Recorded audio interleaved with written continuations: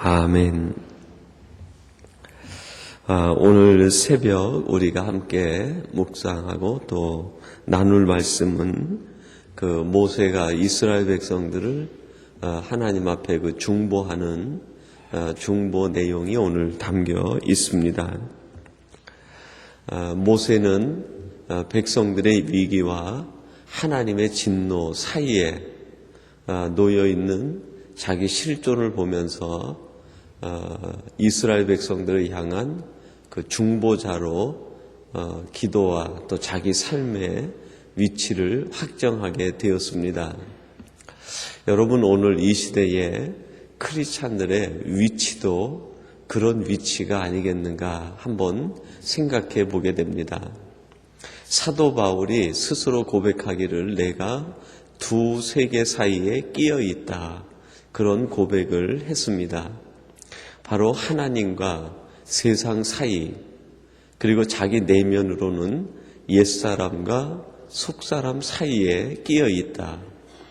육적인 것을 추구하려고 하는 육체적 소욕을 따르는 인생관과 하나님의 영적인 소욕을 쫓으려고 하는 영적인 소욕 사이에 내가 끼어 있다, 그렇게 표현을 했습니다. 얼마나 정확한 우리 인생의 위치에 대한 표현일까, 그런 생각을 하게 됩니다. 하나님 앞에서 죄를 짓고 하나님의 진노에 해당한 이스라엘 백성들, 그리고 그 백성들을 향해서 사랑의 마음을 갖고 그들을 다시 새롭게 고치려고 하는 하나님의 마음, 그 둘 사이에 끼어 있는 것이 오늘 이스라엘의 지도자, 중보자 모세의 위치였습니다.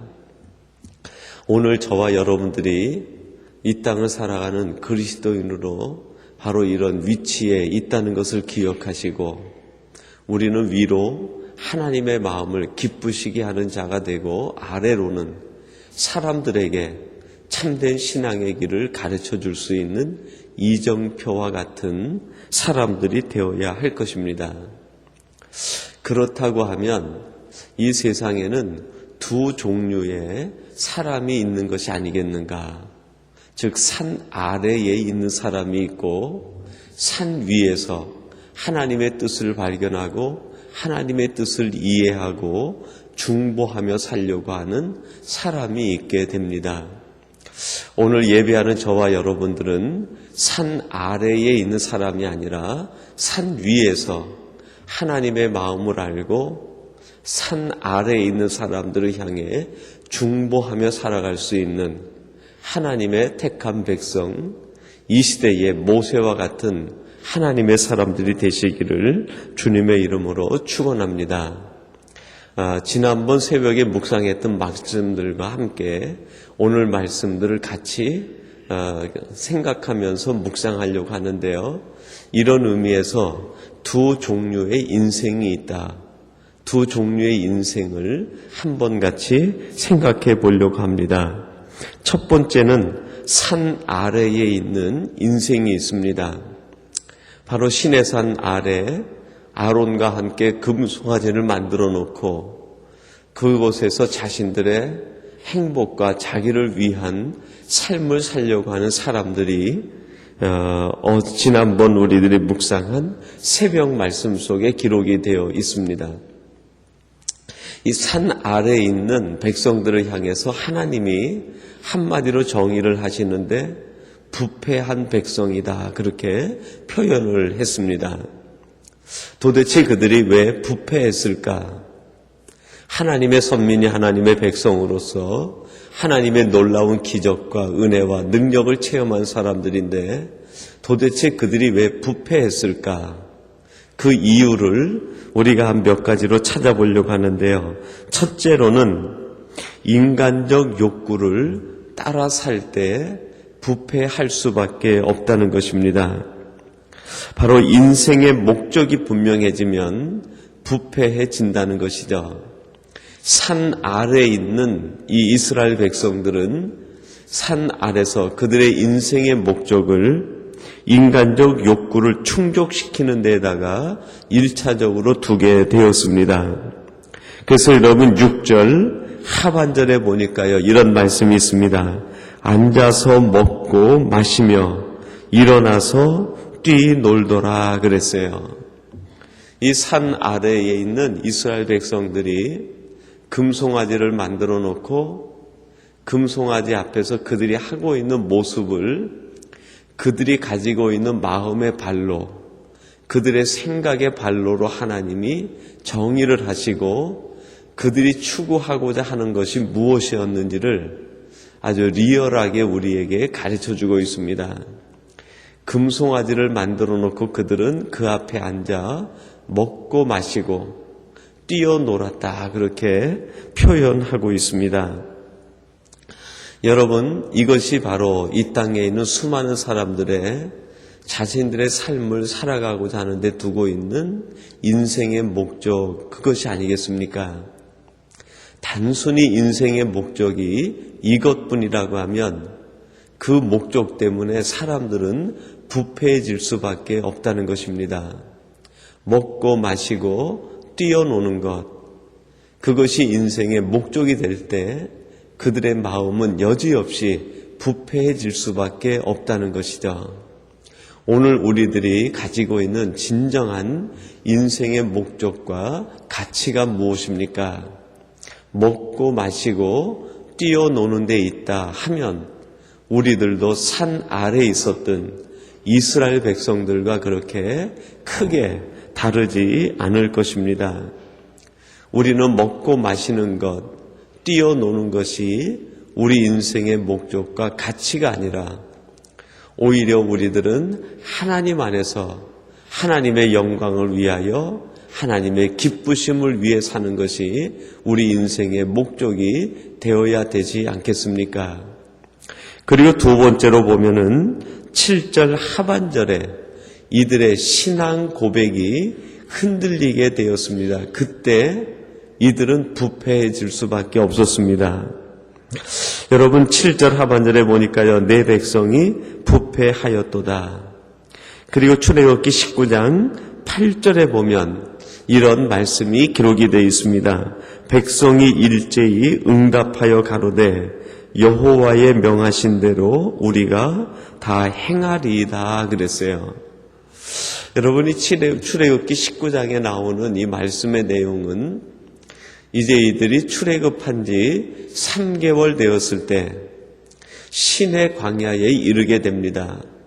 그리고 멀리 있는 시내산을 바라보게 되죠. 그리고 모든 백성들이 하나님의 산을 향해서 걸음을 옮기고 그 산을 올라가려고 결정을 했습니다. 그때 하나님의 산에서 음성이 들려오기를 백성들은 산 아래 머물게 하고 모세와 아론 그리고 12지파의 족장들만 산으로 올라오라. 그리고 산 중턱쯤에 오르렀을 때 그 모든 12부족의 족장들은 거기에 남게 하고 마지막까지 모세만 정상에 올라오도록 하나님이 허락하셨습니다. 그리고 그때 그렇게 하신 까닭을 하나님께서 모세에게 들려주셨죠. 너희들이 이곳에 올라오면 내가 너희들을 돌격해서 너희들을 진멸할까 걱정됨이라. 너희는 밑에서 모세가 내려오기까지 기다리라. 그리고 기다릴 때 너희의 몸을 성결하게 하고 옷을 빨고 마음을 정결하게 하여 모세가 내려올 때까지 기다리라 하는 것이 하나님의 명령이었습니다. 그리고 모세가 그 명령을 이스라엘 백성들에게 전하게 되었을 때 모든 백성들이 하나님을 두려워하면서 일구동성으로 그들이 고백한 것이 바로 그 말씀입니다. 백성들이 일제히 응답하여 가로되 여호와의 명하신 대로 우리가 행하리이다. 그들의 신앙 고백이었죠. 그리고 그들은 그 순간 그 시내산 아래서 애굽에서 입었던 모든 옷들을 빨고 정한 모습으로 모세가 내려오기까지 기다리고 있었습니다. 그런데 시내산에 모세가 올라가서 하나님의 말씀을 받아서 내려오기 바로 직전에 그들이 했던 고백과 그들이 했던 약속이 여지없이 무너지고 있는 것을 오늘 이 출애굽기 32장은 우리에게 가르쳐 주고 있습니다. 불과 날짜로 따진다고 하면 6개월도 채 안 되는 시간에 그들의 신앙 고백이 무너지고 말았습니다. 하나님께서 모세에게 약속한 그 시간이 다 돼서 하나님의 말씀과 계시를 받아 내려오는 바로 그 직전에 이스라엘 백성들의 고백과 약속들이 변질되게 되고 부패되어지게 된 것이죠. 이스라엘 백성들은 산 아래에서 매일매일 그들의 옷을 빨고 하나님의 말씀을 기억하면서 모세가 내려오기를 기다려야 되는 것이 그들의 신앙적인 삶의 가장 중요한 하나님의 명령이었습니다. 그것을 준행하는 것이 그들 신앙에 있어서 그들의 현실에 있어서 가장 중요한 사건이었음에도 불구하고 그들은 그것을 잊어버리고 금덩어리를 모아 금송아지를 만드는 것으로 그들의 신앙 고백을 바꾸어 버리게 됩니다. 그리고 금송아지를 만든 다음에 그들이 외친 것이 무엇입니까? 이것이 애굽에서 우리를 인도해낸 여호와라. 그렇게 표현을 했습니다. 그 표현 속에 담겨 있는 내용이 무엇이겠습니까? 이들의 신앙이 변하고 이들의 신앙 고백이 변하고 이들의 깊은 영적인 신앙적 동기가 변했다 하는 것을 가르쳐주고 있습니다. 여러분, 우리들이 이 땅을 살아가면서 우리들이 놓쳐서는 안 될 것이 있는데 하나님을 처음 만난 그 순간 우리가 했던 신앙 고백이 있습니다. 하나님, 제 평생 사는 날 동안 오직 하나님을 기쁘시게 하며 하나님의 사람으로 살겠습니다. 세상 것 바라보지 않고 오직 하나님만 기쁘시게 하는 사람이 되겠습니다. 제가 어느 곳 어디에 있든지 오직 하나님께만 무릎 꿇고 하나님만 경배하며 살겠습니다. 하나님이 우리에게 주신 이 첫사랑을 가지고 살아가겠습니다. 섬기며 살겠습니다. 하나님 은혜 가운데 살겠습니다. 여러분, 이것들이 우리가 늘 하나님 앞에서 드렸던 첫 고백 아닙니까? 저에게도 신앙적 첫 고백도 있었지만 제게 특별한 사명을 주실 때 그 사명에 대한 첫 고백이 있었던 것도 제가 지금까지 기억을 합니다. 하나님을 처음 감격스럽게 만났던 것은 제 몸이 마비되었다가 회복되어지는 그 과정 속에서 제가 하나님 앞에 늘 드렸던 고백 같아요. 제 몸이 회복되어지면서 하나님이 시킨 것도 아닌데 제 마음속에는 늘 그런 고백이 기도 가운데 섞여 나왔습니다.